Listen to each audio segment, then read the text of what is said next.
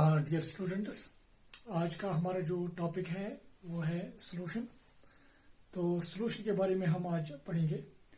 ये बहुत ही एक इम्पॉर्टेंट टॉपिक है फिजिकल केमिस्ट्री का। तो स्टार्ट करेंगे फिर सॉल्यूशन से।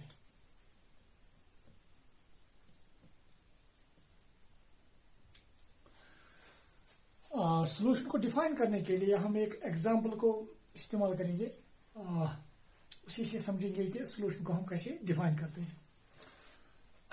अगर हम दो सबस्टेंस लेंगे यहाँ पे, फॉर एग्जांपल हमने शुगर लिया और सैंड। शुगर एक अलग सबस्टेंस है और सैंड जो है ये एक अलग सबस्टेंस है। इन दो सबस्टेंसेस को मिला के जो हमें यहाँ पे मिलेगा that is in fact called mixture. तो इसको हम मिक्सचर कहते हैं। तो एक्चुअली अब मिक्सचर क्या होता है? मिक्सचर वो मटेरियल होता है जो दो या दो से ज्यादा सबस्टेंस का बना होता है। तो इसी को हम मिक्सचर कहते हैं। और ये मिक्सचर वही प्रॉपर्टीज दिखाता है जिन कंपोनेंट्स का ये बना होता है। फॉर एग्जाम्पल अगर हम यहाँ पे इस मिक्सचर की बात करेंगे, ये जो मिक्सचर है शुगर और सैंड का, ये प्रॉपर्टीज दिखाएगा शुगर की भी और ये प्रॉपर्टीज दिखाएगा सैंड की भी। नाउ एक और एग्जांपल ले लेंगे आप। इसके बरकस हम एक और मिक्सचर ले लेंगे, वाटर। हमने वाटर लिया, वाटर एक सबस्टेंस है। हमने इसमें शुगर डाला है। अब वाटर एक अलग सबस्टेंस है, शुगर एक अलग सबस्टेंस। हमने यहां पर भी दो सबस्टेंस को मिलाया है और यहां पर भी हमें मिलेगा एक मिक्सचर। ये भी एक मिक्सचर है और ये मिक्सचर जो है ये भी वही प्रॉपर्टीज दिखाएगा जो वो कंपाउंड्स दिखाते हैं जिनका ये बना है। फॉर एग्जांपल ये मिक्सचर प्रॉपर्टीज दिखाएगा शुगर का, शुगर की प्रॉपर्टीज दिखाएगा, और ये मिक्सचर प्रॉपर्टीज दिखाएगा वाटर की भी। तो एक चीज तो क्लियर है यहाँ पे, मिक्सचर हम कहते हैं जब भी हम दो या दो से ज्यादा सबस्टेंस को मिक्स करते हैं विदाउट एनी केमिकल रिएक्शन, उनके दरमियान केमिकल रिएक्शन नहीं होनी चाहिए, जो वो नया मटेरियल हमारे पास बनेगा उसी को हम मिक्सचर कहते हैं। तो उस हिसाब से ये भी एक मिक्सचर है और ये भी एक मिक्सचर है। नाउ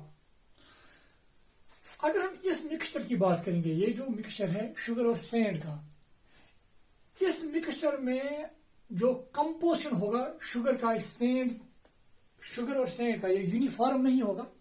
और इतना ही नहीं यहां पे शुगर और सैंड का कंपोजिशन यूनिफॉर्म होगा।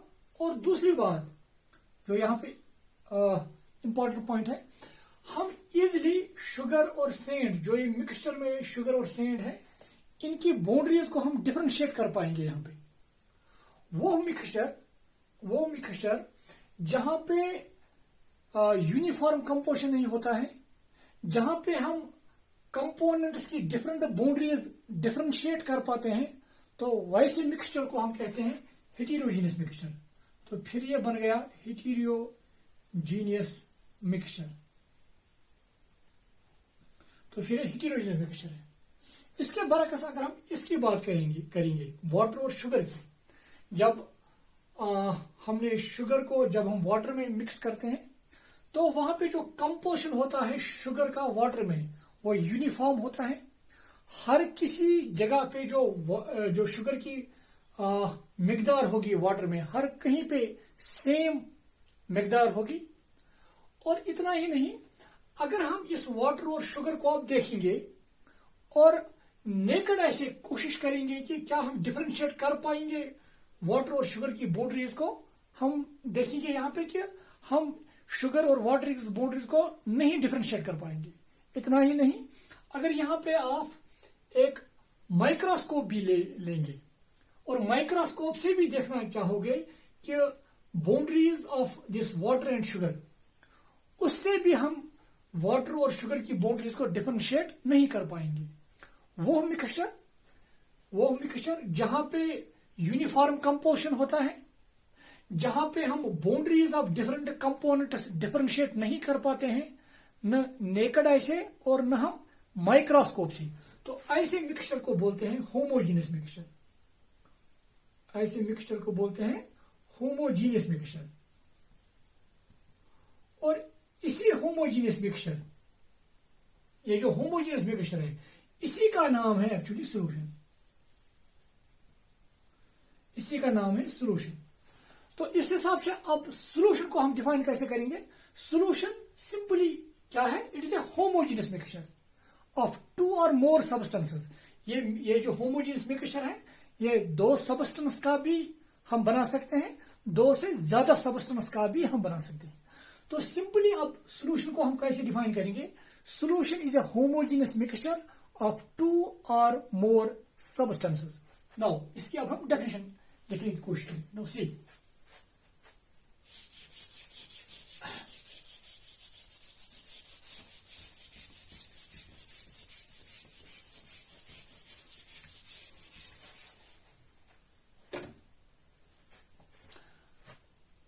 अब सॉल्यूशन को हम डिफाइन करेंगे। Solution is a, it is homogeneous mixture of two और मोर सब्सटेंसेस। तो अब सॉल्यूशन को हम कैसे डिफाइन करेंगे? Solution is simply it is a homogeneous mixture of two और मोर सब्सटेंसेस। बहुत सारे एग्जांपल्स हैं सॉल्यूशन की। हम यहां पे एक सिंपल एग्जांपल लेकर हम समझने की कोशिश करेंगे जो इसमें बाकी टर्म्स हमें मिलते हैं। नाउ अब हम एक सॉल्यूशन यहां पे ले लेंगे। ये जो ये सॉल्यूशन है, it is A homogeneous mixture, और ये हम ले लेंगे यहां पे। हमने अब मान के चलेंगे हमने वाटर लिया है और इस वाटर में हमने डिजोल्व किया है शुगर, और शुगर को पूरा डिजोल्व किया है इसमें। तो ये एक होमोजीनियस मिक्सचर है जिसको हम सॉल्यूशन का नाम देते हैं। इस सॉल्यूशन में जो ये शुगर और वाटर का जो ये सॉल्यूशन है, इस सॉल्यूशन में वो कंपोनेंट, क्योंकि यहां पे दो कंपोनेंट है, एक तो है शुगर एक कंपोनेंट और दूसरा कंपोनेंट है वाटर। इस शुगर और वाटर में वो कंपोनेंट जो ज्यादा मिकदार में यहां पे है उसको हम सॉल्वेंट बोलते हैं। तो अगर हम देखेंगे यहां पे शुगर और वाटर में कौन सा कंपोनेंट ज्यादा होता है, वो होता है water. So water will be taken a solvent. और वाटर के बगैर जो दूसरा है वहां पे, what is that? That is sugar, और इसको हम सॉल्यूट बोलते हैं। तो इस हिसाब से हम दो टर्म्स फिर डिफाइन करेंगे। एक तो हो गया solvent. Solvent, so what is solvent? It is the component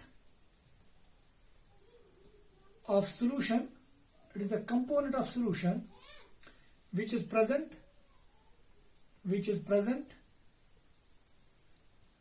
in larger amount by mass। solution का वो कंपोनेंट जो ज्यादा मिकदार में होता है उसी को हम सॉल्वेंट बोलते हैं। तो इस एग्जांपल में in the solution of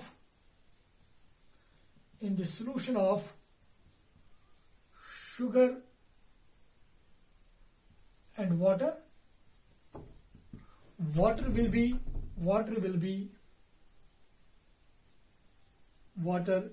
will act as solvent। now अब सॉल्वेंट भी हमने यहां पे डिफाइन किया। अब जो दूसरा कंपोनेंट है, सॉल्वेंट के बगैर जो दूसरा कंपोनेंट है, वो क्या है? यहां पे शुगर, इसको बोलते हैं सॉल्यूट। सो सॉल्यूट को हम कैसे डिफाइन करते हैं? It is a component of solution which is present in smaller amount by mass. तो सॉल्यूट भी यहां पे डिफाइन करेंगे। It is that component of solution which is present in smaller amount by mass। तो इस वाली एग्जांपल में अगर हम शुगर और वाटर की एग्जांपल को ले लेंगे, शुगर और वाटर का जो सॉल्यूशन है, इसमें शुगर जो है वो एक्ट करेगा एक सॉल्यूट। तो एक और चीज मैं यहाँ पे कहना चाहूंगा, अगर फॉर एग्जांपल ये जो वाटर है जिसको हमने, जो यहाँ पे एक सॉल्वेंट एक्ट करता है, और जो शुगर है वो यहाँ पे एक्ट करता है सोल्यूट, तो यहाँ पे एक कंपोनेंट का वाटर का है और दूसरा जो कंपोनेंट है वो शुगर है। तो इसका मतलब ये जो सोल्यूशन है ये सिर्फ दो कंपोनेंट्स का बना है, वाटर और शुगर का। वो सोल्यूशन जो सिर्फ दो कंपोनेंट्स का बना होता है, इसको एक और नाम भी हम देते हैं, इसको बोलते हैं बाइनरी सोल्यूशन। तो इस हिसाब से हम सोल्यूशन को बाइनरी भी, हमें बाइनरी सोल्यूशन भी हमें मिल सकता है। इसी तरह से हमें वो सोल्यूशन भी मिल सकता है जहां पे दो से ज्यादा कंपोनेंट्स होते हैं, तो उनके नाम क्या किस तरह हम देते हैं, तो यहां पे हम देखेंगे। अभी आप ये लिख लीजिए, मैं अब रब करूंगा ये नाउ। तो इस तरह से हमने ये यहां पे पढ़ा है कि सॉल्यूशन को कैसे हम डिफाइन करेंगे, सॉल्वेंट क्या होता है और सोल्यूट क्या होता है। नाउ इसी शुगर और वाटर की एग्जांपल को ही हम यहां पे ले लेंगे पहले। मैं यहां पे फिर एक एग्जांपल देना चाहूंगा सॉल्यूशन की। यह है सॉल्वेंट जो यहां पे वाटर है, और सोल्यूट जो यहां पे है शुगर। ये जो सॉल्यूशन है, ये यहां पे जो सॉल्यूशन है, इस सॉल्यूशन में कितने कंपोनेंट्स हैं उस हिसाब से भी हम सॉल्यूशंस को डिफाइन करते हैं, या हम कहेंगे क्लासिफाई करते हैं। वो सॉल्यूशंस जो बने होते हैं सिर्फ दो कंपोनेंट्स के, ऐसे सॉल्यूशंस को हम बाइनरी सॉल्यूशंस कहते हैं। तो यहां मैं लिखना चाहूंगा फिर, the solution which contains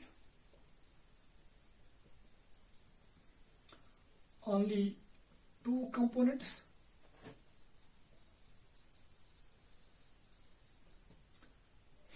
is called binary solution, is called binary solution। अगर इसी सॉल्यूशन में तीन कंपोनेंट्स होते हैं तो ऐसे सॉल्यूशन को हम टर्नरी सॉल्यूशन कहते हैं, और इसी तरह से अगर चार कंपोनेंट्स का एक सॉल्यूशन बना होगा तो उसको क्वाटरनरी सॉल्यूशन भी कहते हैं।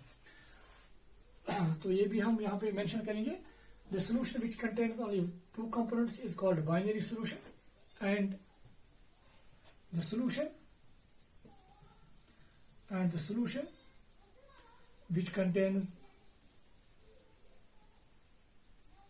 which contains three or four components are respectively called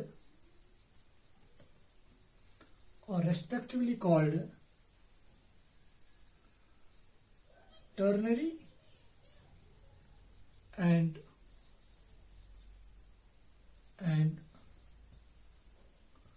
quaternary solutions।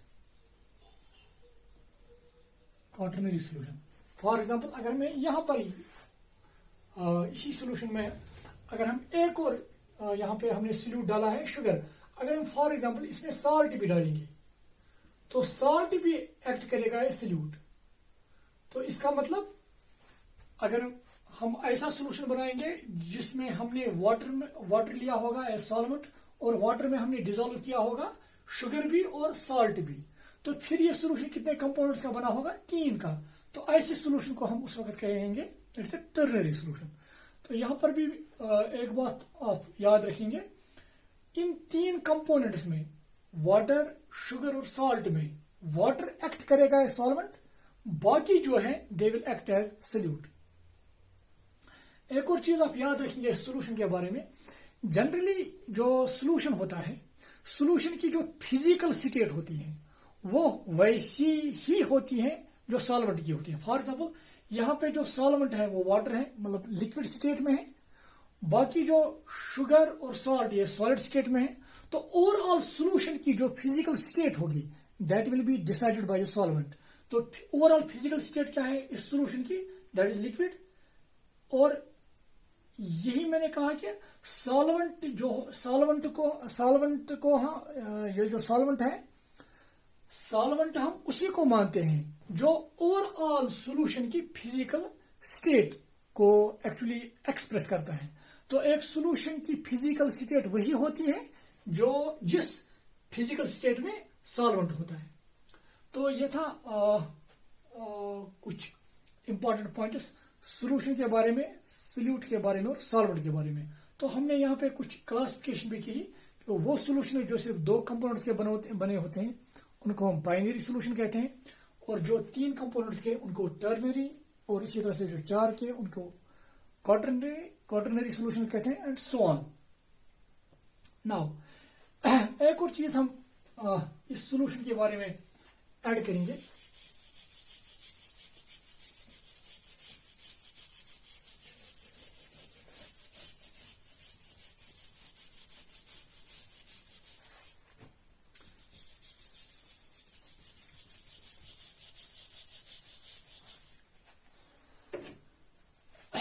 जब भी हम कोई सॉल्यूशन लेते हैं, यह एक सॉल्यूशन है, चलो वाटर और शुगर ही हम ले लेंगे यहां पर भी, और जो ही हम इस शुगर को वाटर में डिसॉल्व करते हैं तो वो वहां पे एक होमोजीनियस मिक्सचर बन जाता है, और उस होमोजीनियस मिक्सचर को यहां सॉल्यूशन कहते हैं। नाउ एक और इंपॉर्टेंट पॉइंट जो आप यहां पे याद रखेंगे, जो ये शुगर है, जो ये सॉल्यूट है, यहां पे ये सॉल्यूट और ये है सॉल्वेंट। इस सॉल्यूशन में जो सॉल्यूट पार्टिकल्स का साइज होता है वो होता है 10⁻⁻⁹ मीटर जो है उतना या उससे कम। तो यहां पे एक पॉइंट याद रखिए, the size of solute particles in true solutions is 10⁻⁹ metre, और 10⁻⁹ मीटर होता है 1 नैनोमीटर, और लेस देन दैट। तो ये एक पॉइंट ऑफ याद रखेंगे यहां पे। जो भी हम ट्रू सोल्यूशन बनाएंगे, जो भी हम सोल्यूशन बनाते हैं, वहां पे सॉल्यूट पार्टिकल्स का साइज इतना छोटा होता है कि वो जो रेंज वो अटेंड करता है वो कितना बड़ा होता है, या तो 10⁻⁹ मीटर या उससे भी छोटा होता है ट्रू सोल्यूशन में। अगर पार्टिकल इससे बड़ा होगा तो हम उस वक्त उसको ट्रू सोल्यूशन नहीं कहते हैं, उनको आप एक और नए कैटेगरीज में पढ़ते हैं जिनको हम कोलाइडल सॉल्यूशंस कहते हैं, वो एक अलग टॉपिक है। तो यहां पे आप याद रखेंगे कि ट्रू सॉल्यूशन में सॉल्यूट पार्टिकल का साइज कितना होता है, 10⁻⁻⁹ मीटर। अब ये साइज 10⁻⁻⁹ मतलब ये जो आप समझो ये सॉल्यूट पार्टिकल में बना रहा हूं, इसका साइज मतलब 10⁻⁹ मीन्स इसका जो डायमीटर होगा वो इस रेंज में होगा। जो सॉल्यूट पार्टिकल्स का डायमीटर होगा वो होगा 10⁻⁻⁹ मीटर। नाउ तो ये था अबाउट सॉल्यूशंस। नाउ अब ये जो सॉल्यूशंस है, अब ये सॉल्यूशंस जो है ये हम सॉल्यूशंस डिफरेंट सॉल्वेंट्स में बनाते हैं। वो सॉल्यूशन जहां पे सॉल्वेंट अगर हमने सॉल्यूशन बनाया और सॉल्वेंट वहां पे रखा वाटर को, सिर्फ वाटर को रखा सॉल्वेंट, तो ऐसे सॉल्यूशन को हम एक्वस सॉल्यूशंस कहते हैं। The solutions which are prepared in water, वो सॉल्यूशन जो हम प्रिपेयर करते हैं किसमें, वाटर में, तो ऐसे सॉल्यूशंस को हम क्या कहते हैं, उनको हम they are called aqueous solutions.